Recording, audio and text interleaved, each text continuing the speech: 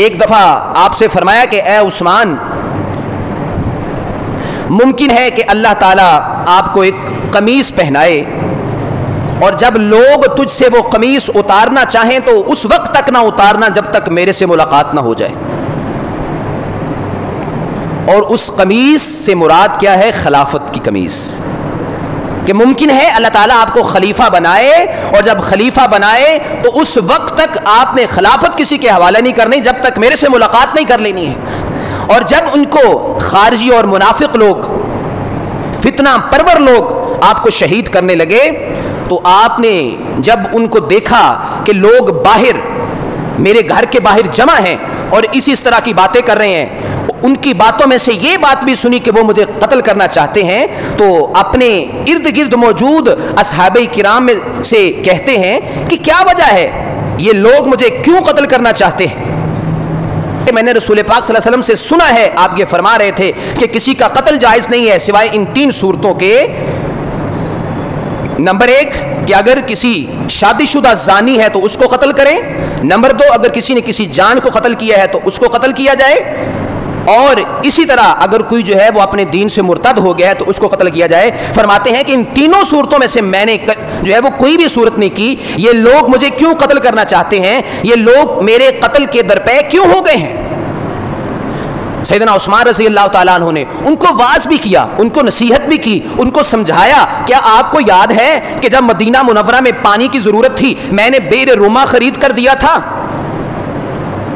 اتنے میں نے اس کو خرید کر دیا تھا اور پانی مدینہ منورہ کے رہائشیوں کے لیے وقف کیا تھا، اور رسول پاک صلی اللہ علیہ وسلم نے اس کو خریدنے والے کے لیے جنت کی بشارت دی تھی۔ کیا تمہیں معلوم ہے کہ میں نے مسجد نبوی جب تنگ ہو گئی تھی اس کی توسیع کے لیے میں نے جگہ خرید کر دی تھی، اور رسول پاک صلی اللہ علیہ وسلم نے فرمایا تھا کہ جو اس جگہ کو خرید کر دے گا اللہ تعالیٰ اس کی مغفرت فرمائے گا۔ کیا تمہیں معلوم ہے کہ وہ میں نے خرید کر دی تھی؟ اور کیا تمہیں معلوم ہے کہ رسول پاک صلی اللہ علیہ وسلم نے یہ فرمایا تھا کہ جو جیش العسرہ کی تیاری کرے گا، جو اس کے لیے اتنا چندہ جمع کروائے گا، اس کے لیے جنت کی بشارت ہے۔ کیا تمہیں معلوم ہے کہ اس کی تیاری میں میں نے کلیدی کردار ادا کیا تھا؟ ان کو اپنی ساری باتیں یاد کروائیں،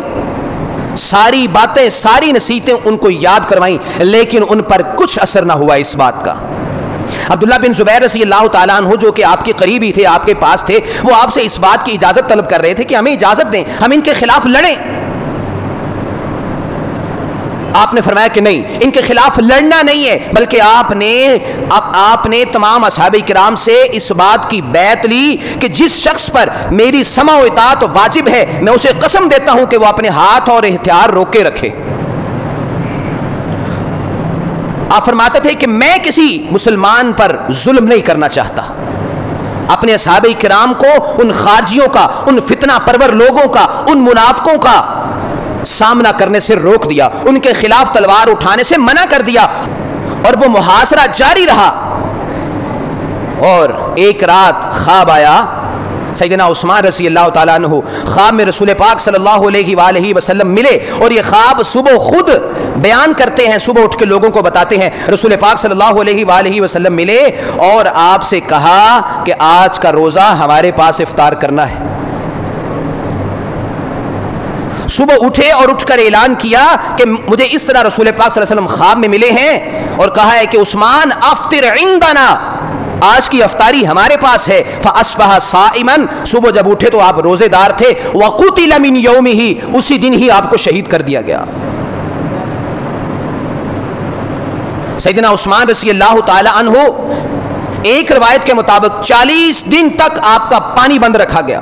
آپ کو کھانے پینے کے لیے کچھ بھی نہ دیا گیا۔ اور جو خارجی فتنہ پرور لوگ باہر موجود تھے، جب یہ آخری دن تھا ان کی شہادت کا دن، اس وقت ایک فتنہ پرور اندر داخل ہوا اور آ کر آپ کا گلا گھونٹ دیا، آپ کا گلا گھونٹا، اور گلا گھونٹ کے جب باہر آیا تو باہر آ کے مذاق اڑاتا ہے، کہتا ہے کہ میں نے تو اس کا گلا گھونٹا ہے، اور نعوذ باللہ اس کا گلا جو ہے وہ اتنا نرم و ملائم ہے، ضعیف ہو چکے تھے کہ میں نے بڑی آسانی سے اس کا گلا گھونٹ دیا ہے، اور وہ اس طرح تڑپ رہے تھے جس طرح سانپ کو مارا جائے تو سانپ تڑپتا ہے۔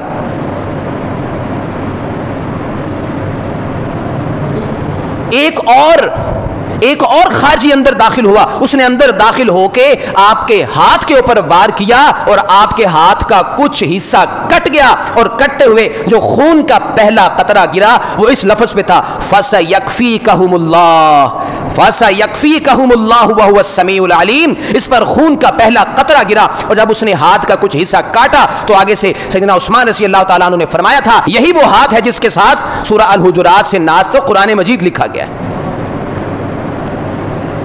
یہ ہے وہ سیدنا عثمان رضی اللہ تعالی عنہ۔ ان کے فضائل و مناقب کو سمجھنا ہمارے لیے اتنا ہی ضروری ہے کہ جتنا ہم سیدنا حسین رضی اللہ تعالی عنہ کے واقعے کو سنتے ہیں اور اس کو پڑھتے ہیں، اس کے بارے میں اپنی آراء کا اظہار کرتے ہیں، ان کی شہادت بھی اتنی ہی زیادہ مظلومانہ ہے۔ سیدنا علی رضی اللہ تعالی عنہ اس وقت گھر میں تھے، باہر جو ہے وہ فتنہ برپا تھا، وہ یہ چاہتے تھے، اس بات کی خواہش رکھتے تھے کہ میں اپنے گھر سے نکلوں اور گھر جا کر ان کی سپورٹ کروں، لیکن ان کے اہل خانہ نے باہر نکلنے سے ان کو انکار کر دیا کہ آپ اگر باہر نکلیں گے تو لوگ آپ کو بھی قتل کر دیں گے۔ بہرحال وہ پھر بھی باہر نکلے، اور جب باہر ایک جگہ پہ پہنچے تو ان کو خبر مل گئی کہ سیدنا عثمان رضی اللہ تعالیٰ عنہ کو شہید کر دیا گیا ہے۔ اس وقت انہوں نے کہا تھا اے اللہ تو اس بات کو جانتا ہے کہ میں اس شہادت میں حصے دار نہیں ہوں، میں نے اپنی کوشش کی ہے، یہ لوگ میرے سے باہر ہیں، میرا جو ہے وہ شہادت عثمان میں کوئی حصہ نہیں ہے۔ بلکہ حدیث میں ہے کہ جنہوں نے جو ہے وہ سیدنا عثمان رضی اللہ تعالیٰ عنہ کو شہید کیا تھا ان پر لعن تان بھی کیا، لعنت بھی کی ان پر۔